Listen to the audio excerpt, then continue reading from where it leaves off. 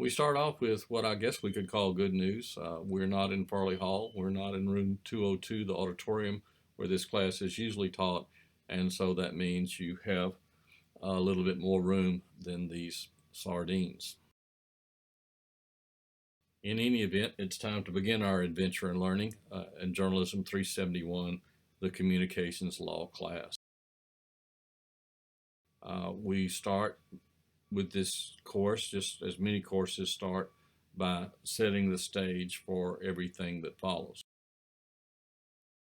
The first lecture of every chapter will contain a slide like this. It will list the learning objectives. They're also in the notes, and they're also elsewhere on Blackboard.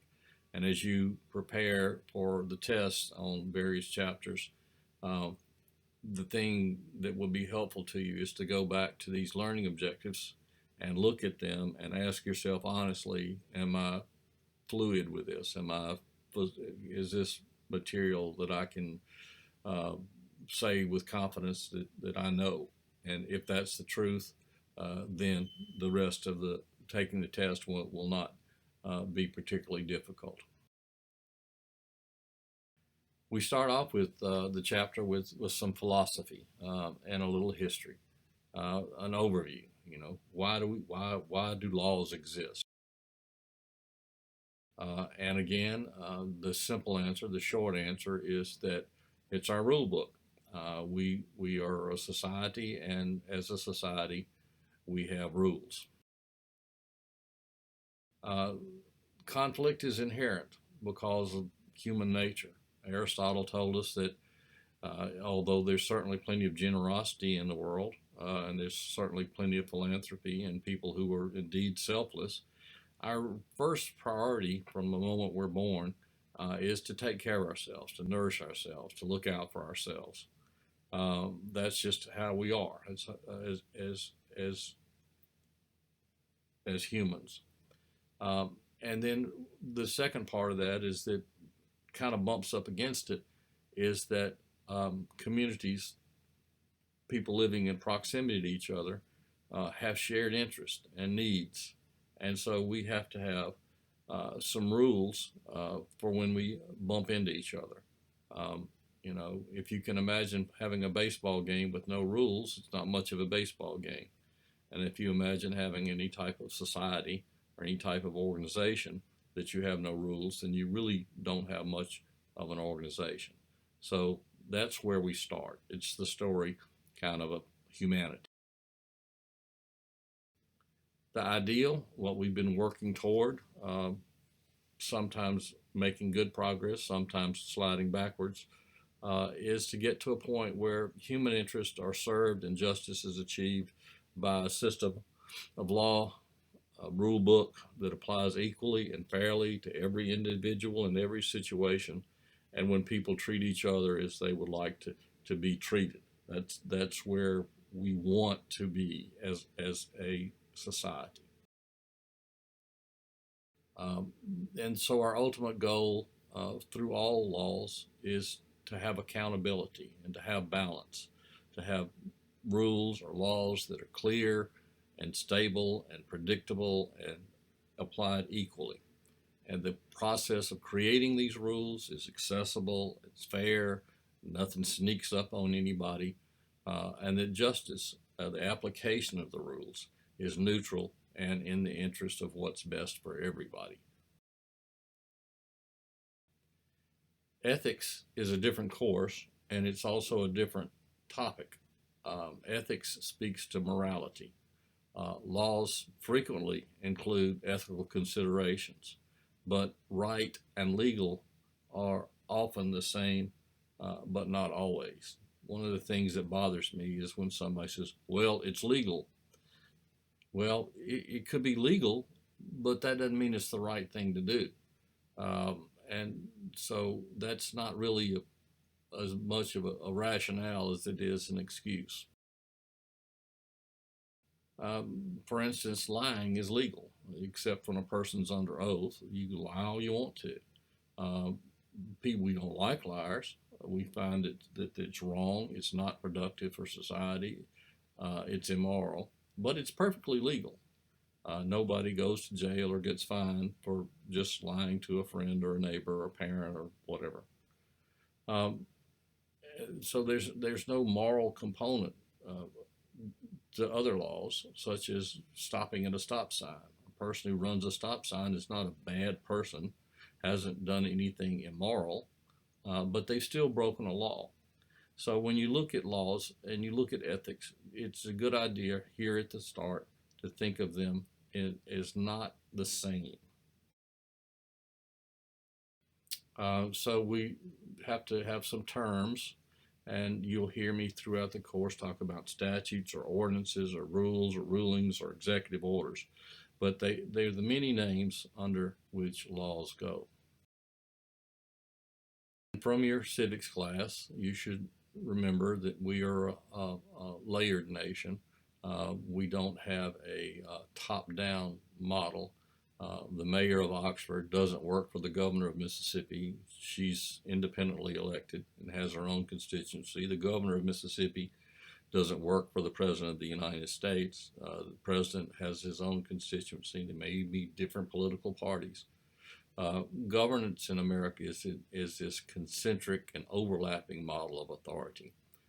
Each level of authority has its defined areas of lawmaking power, and each layer is limited to those in its layer and subject to those above.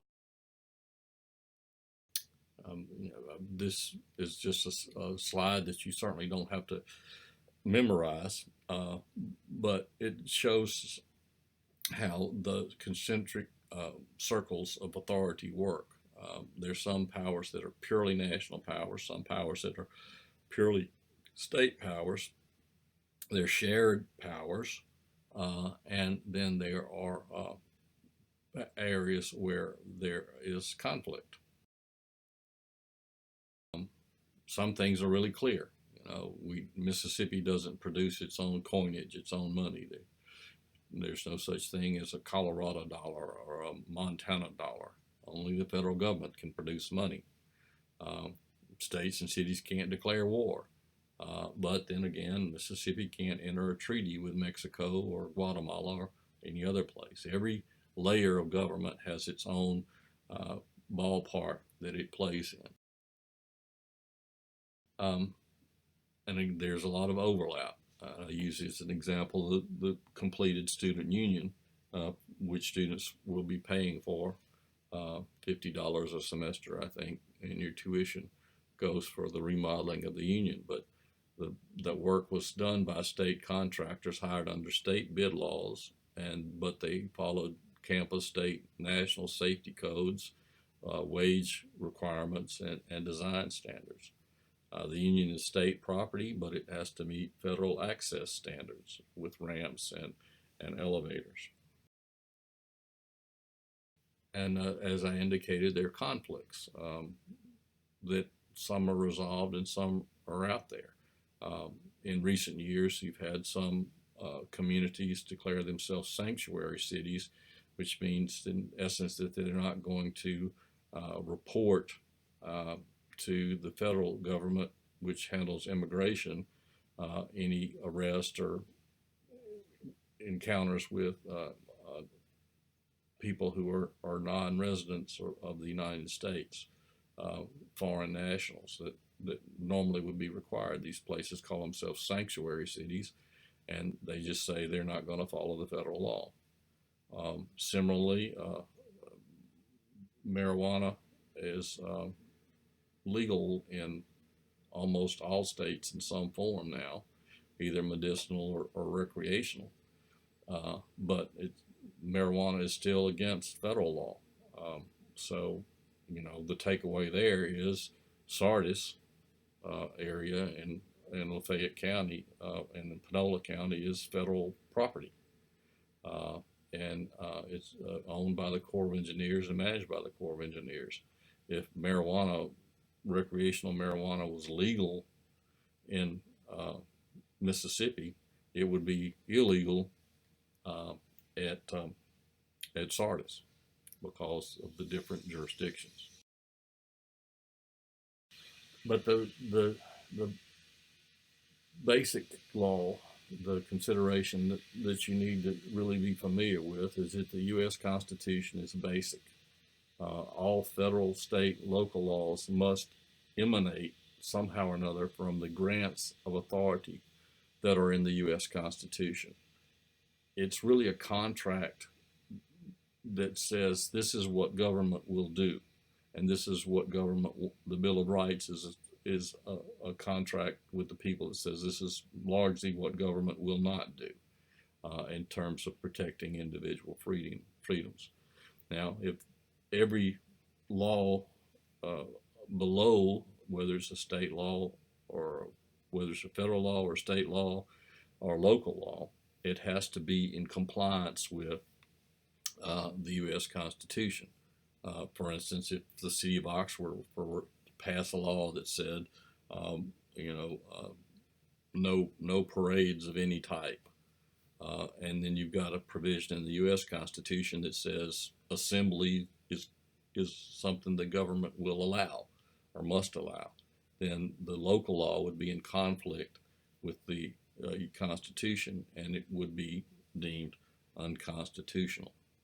Constitutional and unconstitutional are words you've heard all your life, and that's what it means. It's the job of the U.S. Supreme Court to look at all laws and actions and say, when challenged, and say this falls within the power of the legislative branch of government to control, or this is unconstitutional because it falls outside the basic law.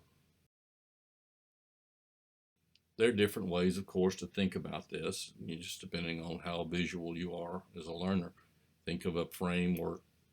Think of the basic law as a framework for a building, or an umbrella under which all other laws must fit, or a skeleton upon which all laws must attach in an orderly fashion.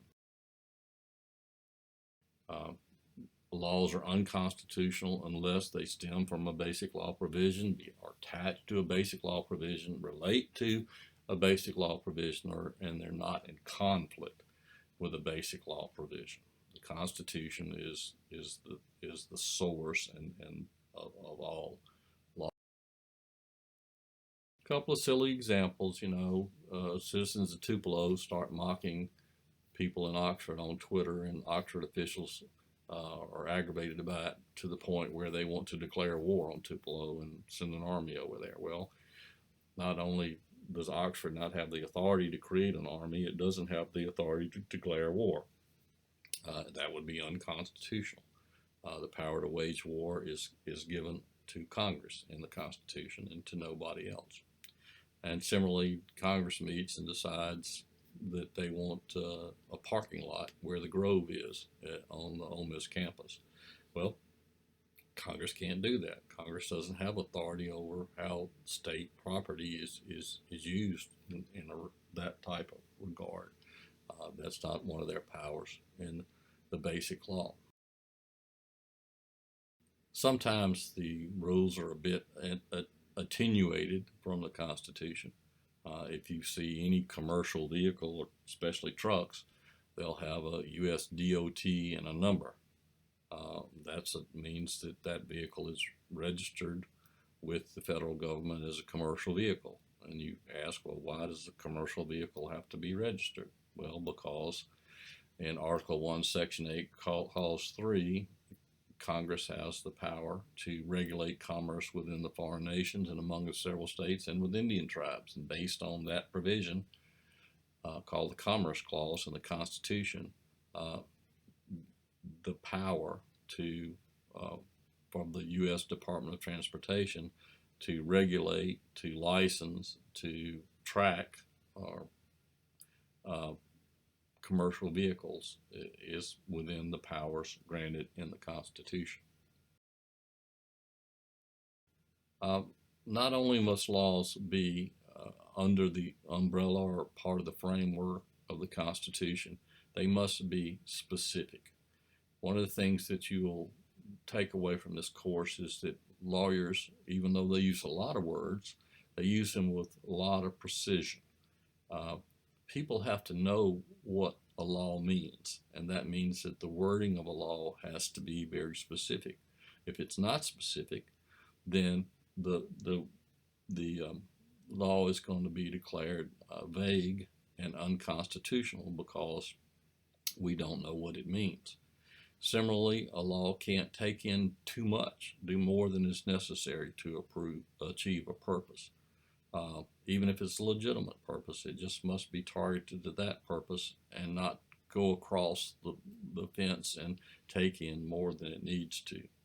Vague and overbroad are sometimes difficult concepts, and maybe a couple of examples will help. Um, for instance, we just mentioned that having an assembly is constitutionally protected. However, we know that causing a riot or rioting is illegal. So, what's the difference? You have to have precise wording in your laws that strictly defines the difference between an assembly and a riot. If there's an ordinance against loud noise, that will be frequently expressed in decibels, and to enforce that ordinance, the law enforcement would have to have some kind of a meter that says how loud is too loud, and it would, one law I hope you're not familiar with and never become familiar with deals with DUI, or driving under the influence.